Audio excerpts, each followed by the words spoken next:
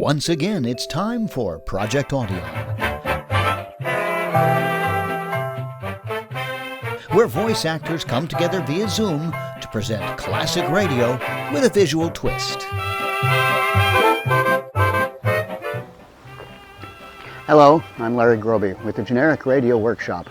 I'm just taking a coffee break, reading this book, and you know what I think? Radio is not for dummies. I mean, is there anything less appropriate for radio than a ventriloquist act? The whole trick is just how clever can one person be in talking without moving their lips? When you take away the pictures, what have you got left? Well, in the case of Edgar Bergen and his dummy Charlie McCarthy, you had terrific wit and character. They started in vaudeville and continued all the way to a final cameo in the Muppet movie. Charlie McCarthy's character, impish, mischievous, a bit randy, got them a 20-year career on the radio, much of it sponsored by Chase and Sanborn Coffee, by the way. And it turns out you didn't need to see Bergen's lips. He switched voices so quickly and effortlessly, it was like listening to two actors. And in fact, Project Audion will use two actors today to recreate the Charlie McCarthy show. Our trick is that Robert L. Mills is in California and Dwayne Knock is in New Jersey. And we have other cast members in Texas and Illinois, all brought together via Zoom. Thanks to a strong script by Mr. Mills, who wrote for Bob Hope after all, our new episode is as charming and funny as the original shows. And I promise our ventriloquist lips never move when they shouldn't. So sit back and enjoy. Oh, I will. Oh yeah, no, please do. Who said that? Just me, okay.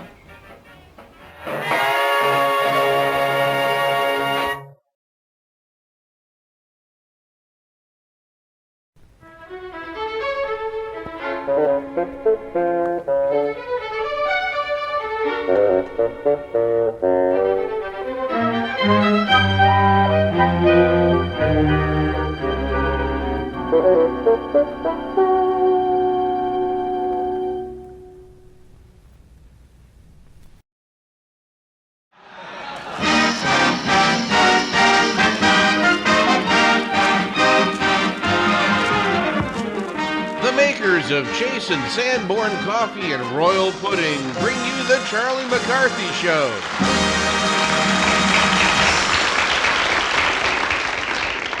This is Ken Carpenter, ladies and gentlemen, greeting you from Radio City, New York, on behalf of Edgar, Bergen, Charlie McCarthy, Ray Noble and his orchestra, Anita Gordon, Mortimer Snurd, Effie Clinker, Frank Nelson, and our special guest, W.C. Fields. And here are Edgar Bergen and Charlie McCarthy.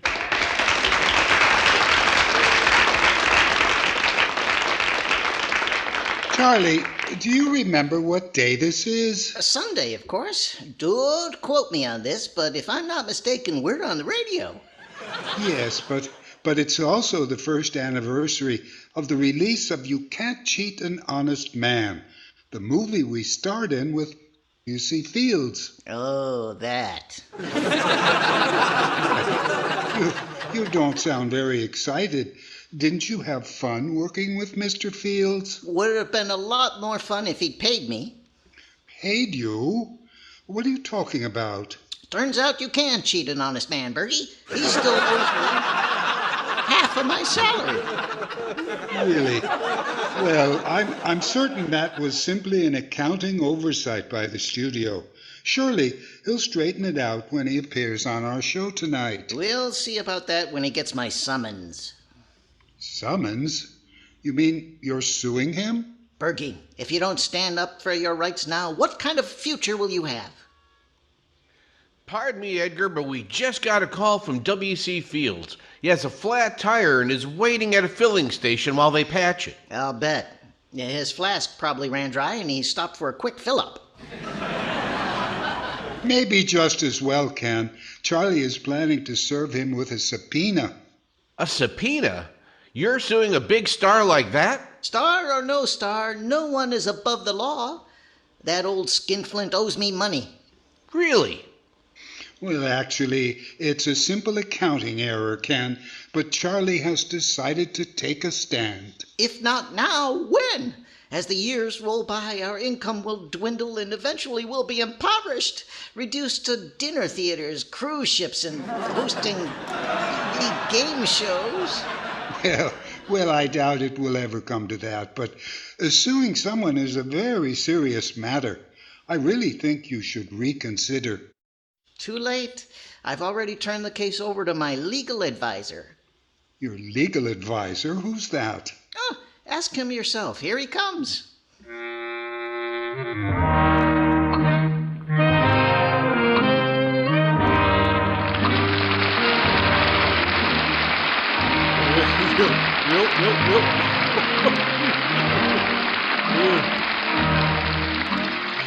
Mortimer, you're looking very chipper today. Yep. I just let the chips fall where they may, and this is where they ended up. Mortimer, Charlie says you advised him to sue Mr. Fields. Is that correct? That's what he tells me. But you know nothing about the law, Mortimer. You haven't passed the bar. No, I passed 3 of them on the way here. Tell me, do you have any connection to the legal profession at all? Does my great-grandfather Ezra Snerd Esquire count? Well, you never mentioned him. What kind of law did he practice? Oh, he didn't need to practice. He just broke it naturally. But, Charlie, you don't know anything about suing people. You're not qualified to handle Charlie's case. Well, we'll just see about that. I'll appeal to a higher court. Mortimer, to learn the law, you have to go to school. School, huh? Well, a little late for that, isn't it? Well, you know what they say. It's never too late to learn. When they see me, they'll change their mind. Tell me, Mortimer, did you ever go to school? Well, tried it once, but school and I didn't get along. Why not? When they rang the bell, I thought it was a fire drill, and I ran home. So you were homeschooled then. How did that work out? Not too good. We found out my folks had bought a dumb house. A dumb house?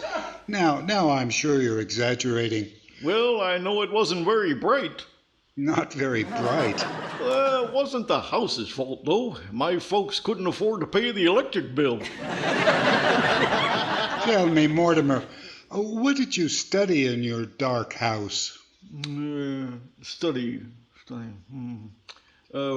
Well, there was history. History, though, that's very good.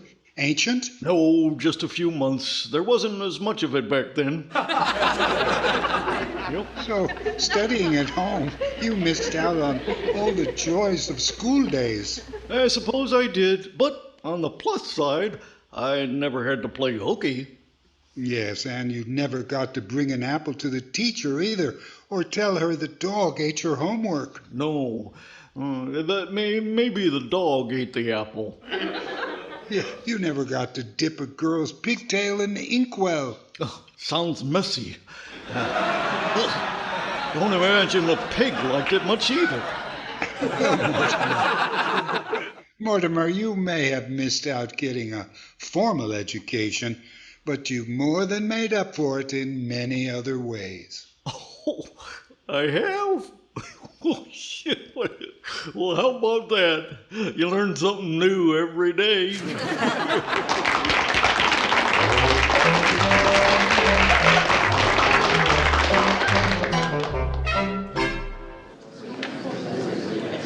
Attention, the court will come to order. Order in the court! Superior Court, County of Los Angeles. Department 13 will come to order. Judge Edgar J. Bergen presiding. Be seated. Clerk, please call the first case. Docket number 36841, McCarthy versus Fields. Is the plaintiff Mr. Charles McCarthy present? I am, Your Honor. And the defendant, Mr. William Fields, are you here? Ah, most assuredly, Your Honor, present and accounted for, notwithstanding the fact that my habeas corpus was residing recently in Corpus Christi alongside my corpus delicti. Hyperbole is not necessary, Mr. Fields. I just asked if you were here. Yes, an irrelevant inquiry indeed, expertly seeking to determine, for logical purposes of course, the exact location of my res ipsa loquitur. He throws more Latin around than Xavier Coogan. Pipe down, you lacquered lumberyard reject. I am attempting to inform this esteemed tribunal that I respectfully decline to make any statements on the grounds that they may intend to incriminate me. Too late. Mr. McCarthy, I'll be the judge of that. And Mr. Fields, you'll have plenty of time to plead the fifth. Too late again. He already drank it. Quiet, you termite terminal, before I sick a flock of woodpeckers on ya. Gentlemen, if you don't behave, I'll have the bailiff eject you from my courtroom. I offer my sincerest apologies, Your Honor. I have the utmost respect for the uniformed gendarmerie, particularly for that billy club he's carrying. I shall attempt herein to abstain from any unnecessary disruptions. Well, see that you do. Clerk, please swear in the witnesses. Yes, Your Honor. Mr. Fields, please place your right hand on this Bible. Ah, the good book. King James Version, I believe. Knew him well, yes. A real peach of a king. You have beautiful hands, my dear. Have you ever considered a career in the cinema? Mr. Fields, please remember, this is a courtroom. We demand a certain amount of decorum. Here come decorum. Pipe down, you pine needle pipsqueak, you woodpecker's lunch pail. Mr. Fields, I don't want to hold you in contempt, but you seem to have absolutely no idea how to conduct yourself in a court of law. With all due respect, Your Eminence, I must disagree. Contrary to what I admit might appear trivial to the untrained eye, I actually possess a rich and extensive history of practicing before the bar. Not to mention under it. Secure that lip blocker, you tuxedo totem pole. Mr. Fields, have you ever actually appeared in court before? Oh, indeed I have, my liege, indeed I have. Why, in Universal Studios, His Honor was a crook, I played District Attorney Snidely Slimebeater. Brilliantly, I might add. And in Paramount's Don't Squeal Appeal, I played a... I mean in a real court, Mr. Fields. I must admit, not until this talking piano stool dragged me in here, no. Well, here we do things a little differently. You'll be sworn to tell the truth under penalty of perjury. Do you understand that? Ah, indeed I do. Cross my heart and hope to die. You already did in your latest movie. Stifle yourself, you talentless bowling pin, you carpenter ant's flop house. Swear to tell the truth, the whole truth, and nothing but the truth, so help you God. Indubitably, my dear, indubitably. As I have previously stated on many occasions, no less austere than this, my word is my bond. Bottled, of course. Silence in the court, you overpaid tree stump. How about you? Oh, by all means, I solemnly swear. He swears on his mother's knothole. I won't caution you again, Mr. Fields. Let Mr. McCarthy speak for himself. This should be interesting. Now, Mr. McCarthy, I see here you claim Mr. Fields failed to pay you for your services as an actor in his movie You Can't Cheat an Honest Man. Is that correct? It was merely a matter of professional pride, Your Honor, respect for the ancient and honorable thespianic arts. Could you put that in layman's terms for us? Most certainly, my lord. My refusal to pay him was the inevitable result of his egregious and, dare I say, malicious conduct, unbecoming a movie star. Egregious conduct? Cavorting, nay, romping, not unlike a rutting bovine, in his trailer between takes, with no fewer than three, count 'em, three scantily clad chorus girls. Well, that would be, let's see here, Bambi, Fifi, and Boom Boom? Your Honor, I wasn't cavorting. I was conferring with my voice coach, my makeup person, and my lighting director. Ah, you're caught, you unemployed deck chair. Your Honor, Mr. McCarthy is made of wood. He requires no makeup. Is that true, Mr. McCarthy? No, Your Honor. She dabs me with a little furniture polish before my scenes. Ask him about Boom Boom, Your Honor. He needs a lighting director like I need a martini taster. You light up your way and I'll light up mine. Gad, it's clear I'm being railroaded. This monocled scallywag is a charlatan and a liar. I demand my day in court. Mr. Fields, you are in court. Ah, yes, so I am. So I am. And I warn you, if you continue with these gratuitous outbursts, I'll be forced to hold you in contempt. Now, I assume from your confrontational conduct thus far, you deny the allegations of fraud Mr. McCarthy has leveled against you. Thank you, Your Honor. I think Mortimer forgot to throw that one in. And I caution you, Mr. Fields, in addition to Mr. McCarthy's salary, I could assess additional punitive damages as much as triple the original amount owed. Ooh. Well, now, can't you gentlemen bury the hatchet and settle your differences? Triple damages? Triple damages, you say? Three times what your balance is now, plus interest. Have I mentioned, Your Majesty, that very attractive robe you're wearing? Drapes off your shoulders quite beautifully. Well, thank you. My wife picked it out. Now, can you boys settle this dispute amicably? Triple damages, Your Honor. 3 times, plus costs. Well, Your Grace, perhaps I have been a trifle hasty in denying the compensation Mr. McCarthy so richly deserves for his exemplary performance in one of my highest-grossing films. And you'll agree to take back everything you said about my arboreal pedigree? Oh, without doubt, my compost compadre, without doubt. I worship the bark you're made out of. The matter is settled then. Judgment for the plaintiff. Case dismissed. With apologies to Humphrey Bogart, this could be the beginning of a beautiful friendship.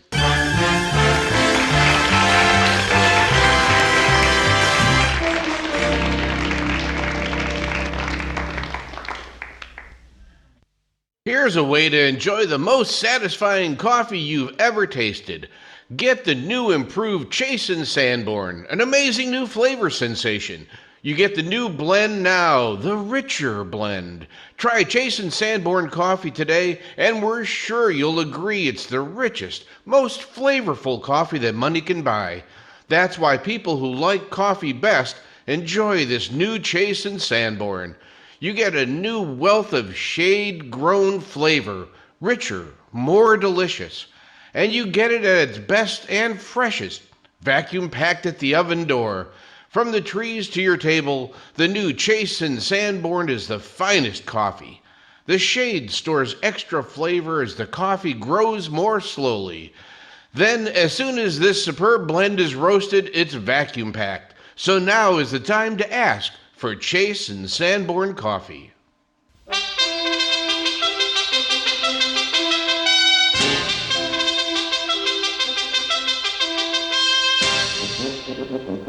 Hut, 2, 3, 4. Hut, 2, 3, 4. Company, halt!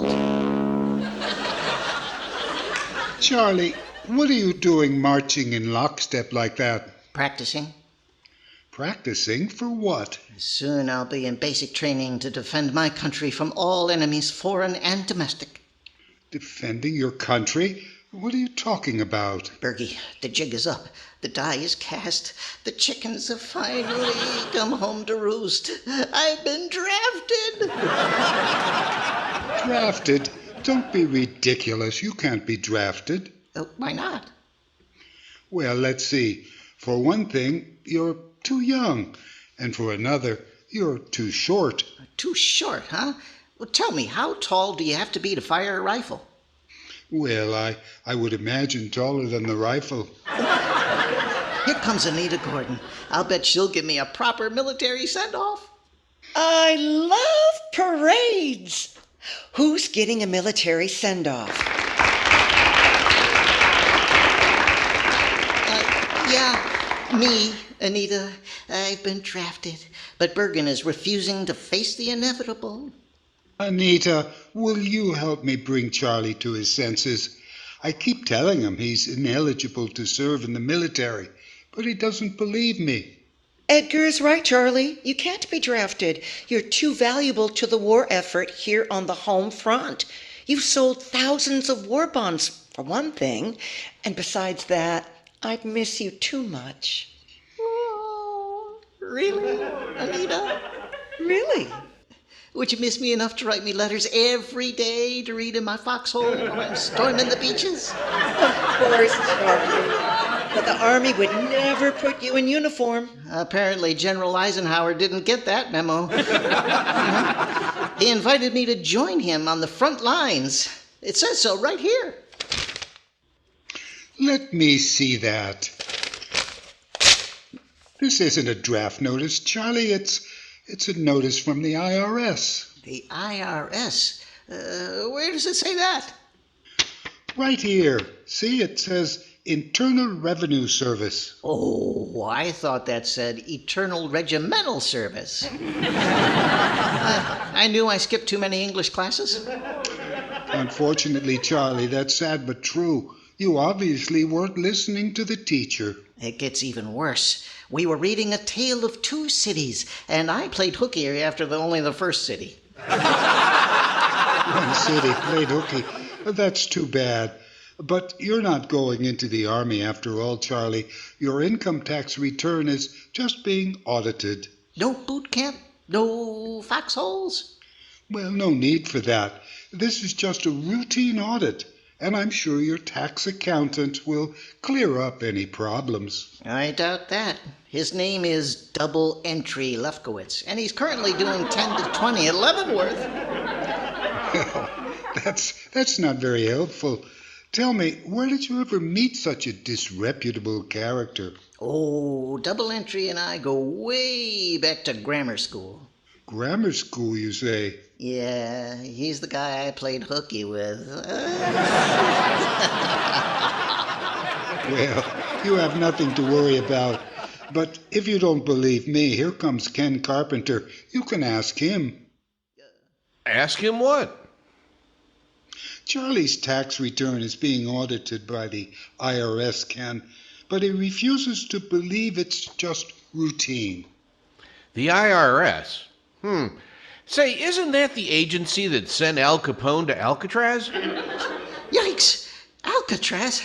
I'm going to be Al Capone's cellmate?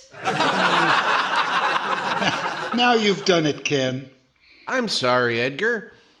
I didn't mean to frighten you, Charlie. Really, I didn't. I could never share a cell with Al Capone. I don't even speak Sicilian.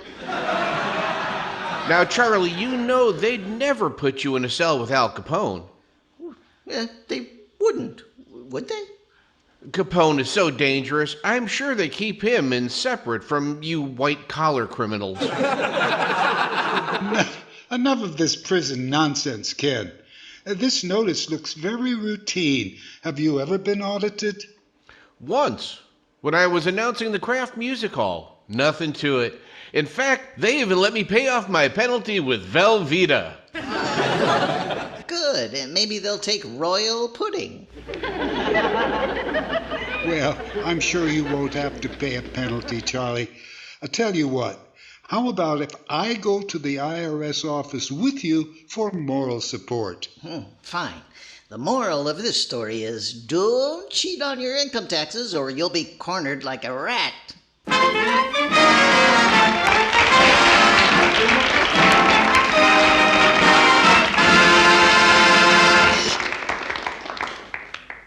Times have changed since the fairy godmother went around granting wishes, so some of her duties have fallen on me. So what do you wish for, Anita? Royal pudding, rich, rich, rich in flavor, smooth, smooth, smooth as silk, more fresh energy than sweet, fresh milk. Like Anita, mothers know the magic of milk. It's rich in protein, vitamins, minerals, and fresh energy. Royal puddings give even more food energy than the sweet, fresh milk you make them with. So give your children lots of milk and lots of royal pudding. Children must have food energy for the running and jumping that builds strong bodies. A big, delicious serving of royal costs just a few cents. So buy and try royal puddings. Sweet, rich vanilla, smooth chocolate, and mellow golden butterscotch. Royal pudding.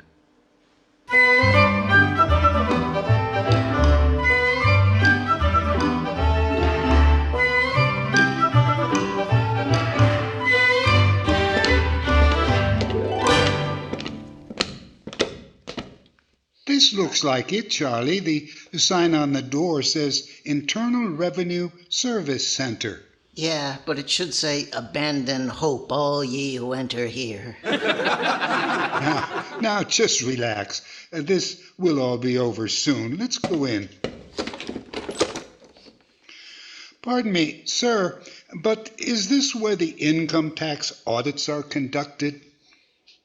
Well, we're not counting votes for Miss America.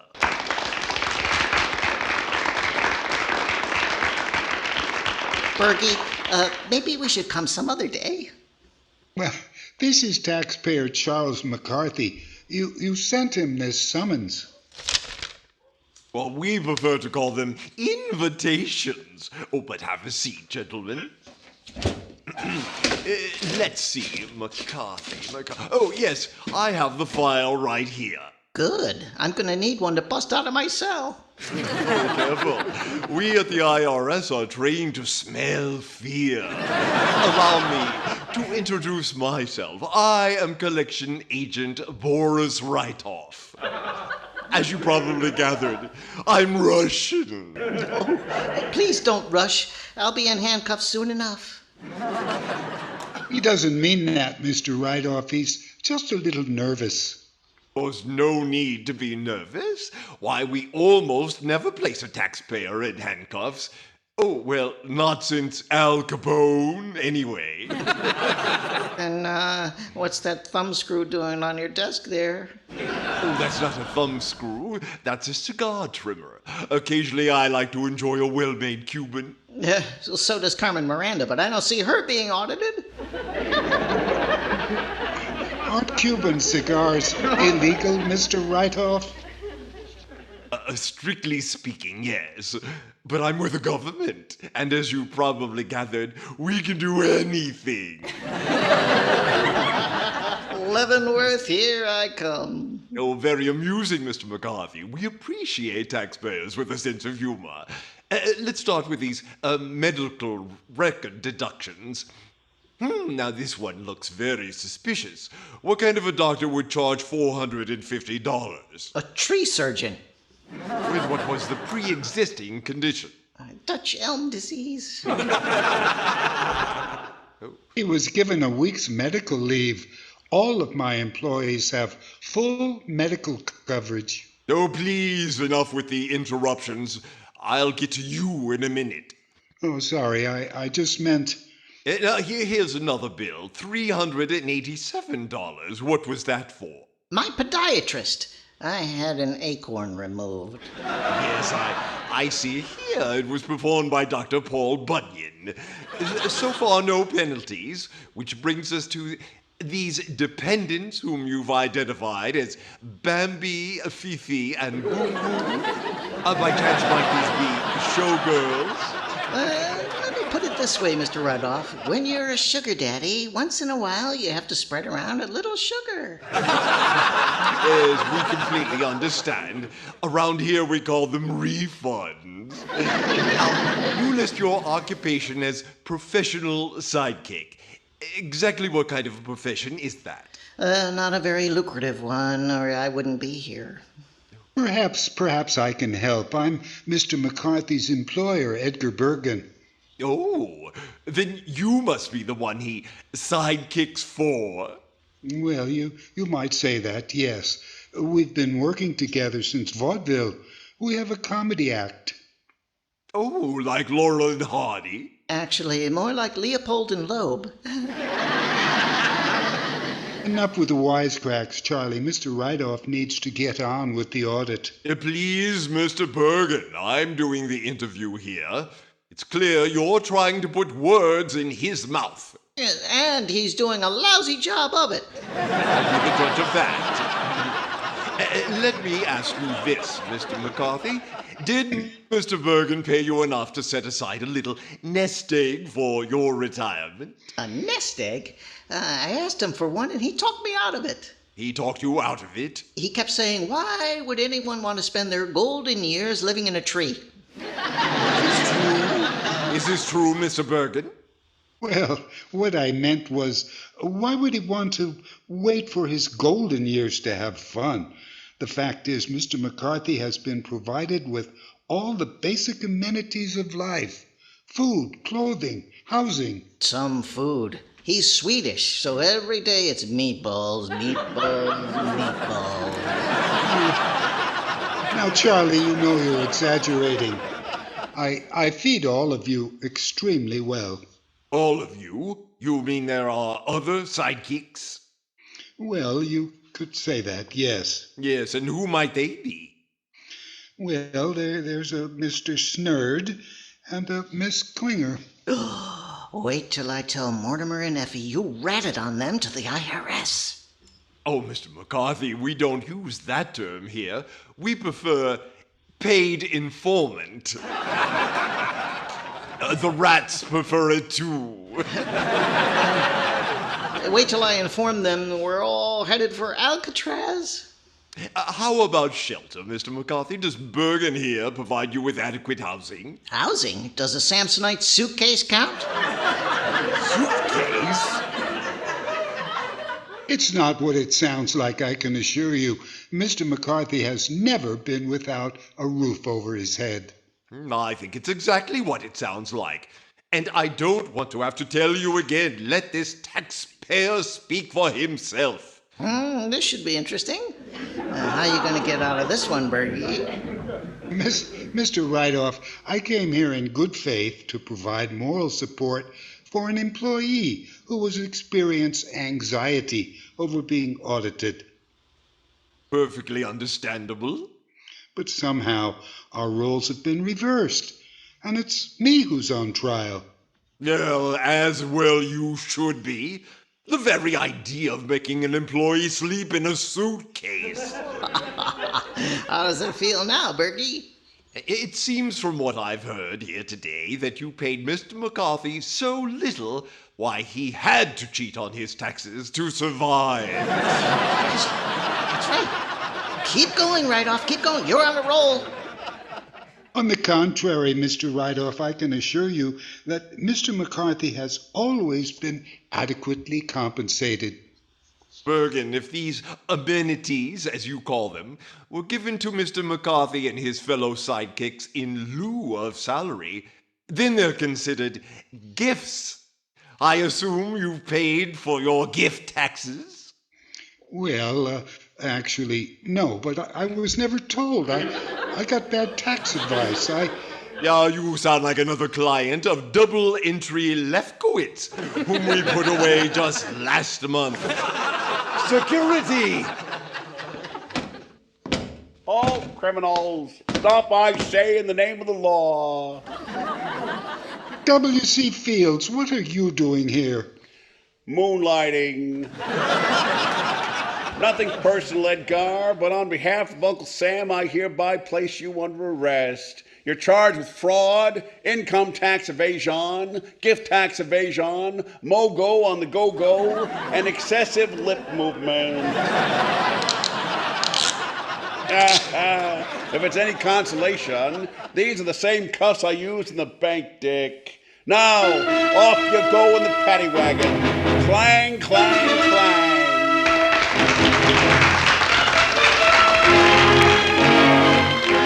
Don't worry, Bergie. I'll get the key from Al Capone.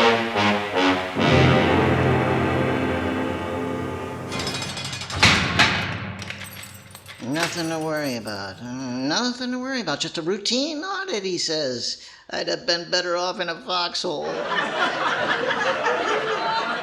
Keep your voice down, Charlie. If we behave ourselves and stay out of trouble, we could be released early for good behavior. I can't wait that long. Besides, Double Entry says he'll get us out of here in no time. He's handling our appeal. Free. Right, Lefkowitz? Maybe even sooner.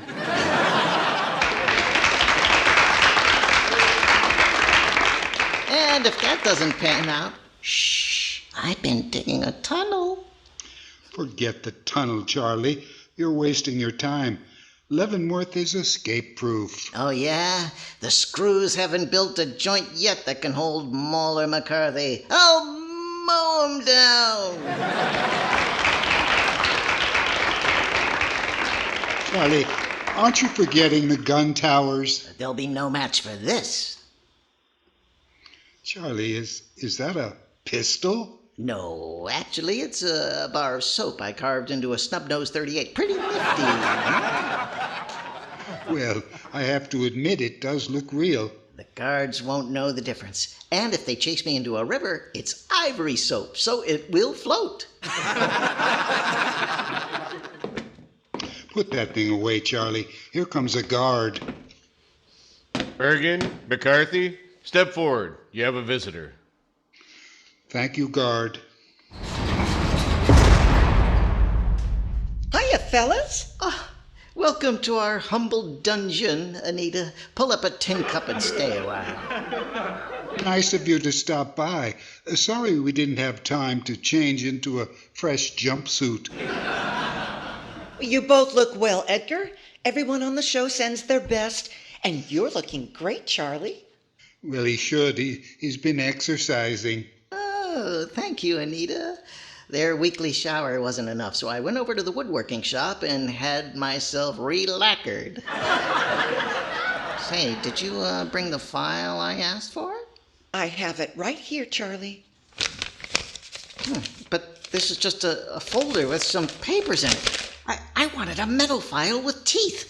It'll take me 10 years to cut through the bars with this. Well, hadn't you better get started? I have a better idea. Here, take my hand and I'll show you. Oh, it's so dark down here. You're digging a tunnel? This goes all the way under the wall. Careful, Anita, don't trip on my shovel. Oh, Charlie, I'm slipping. Grab my hand before I fall.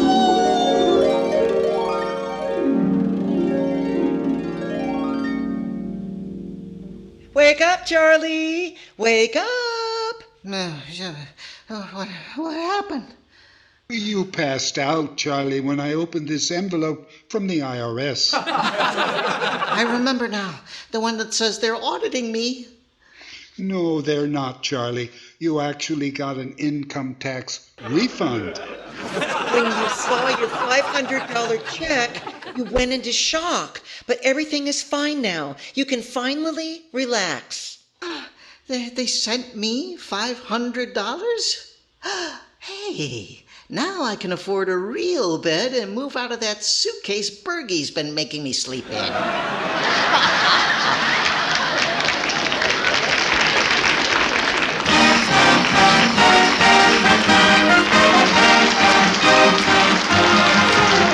The makers of Chase and Sanborn Coffee and Royal Pudding have brought you the Charlie McCarthy Show.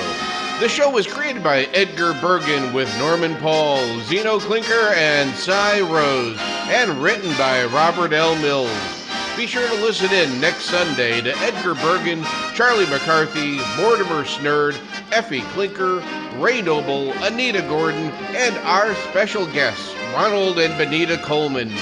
Ken Carpenter speaking to you from Radio City, New York. This is CBS, the Columbia Broadcasting System.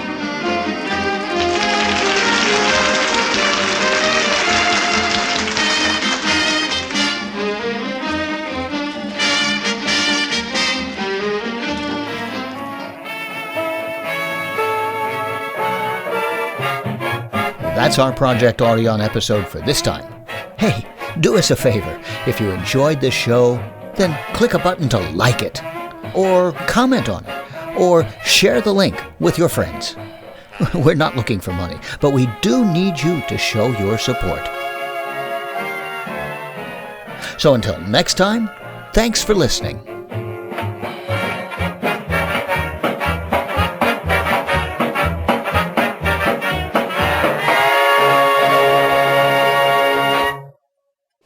Fine chewing. Finish your masticating. Can you say that on radio? Pardon me, Your Honor, I was masticating. I'm guilty of public mastication. Oh my God.